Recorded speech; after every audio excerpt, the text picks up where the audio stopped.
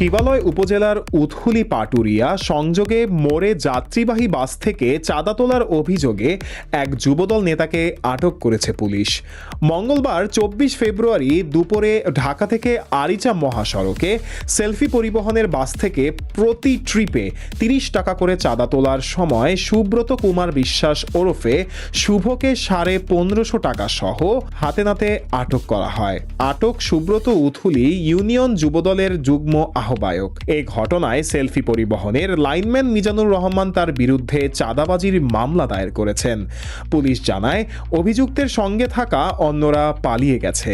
শিবালয় থানার ওসি মোহাম্মদ মনির হোসেন জানান, আসামিকে আদালতে পাঠানোর প্রস্তুতি চলছে। যুবদল নেতৃবৃন্দ অভিযোগ প্রমাণিত হলে সাংগঠনিক ব্যবস্থার কথা জানিয়েছেন।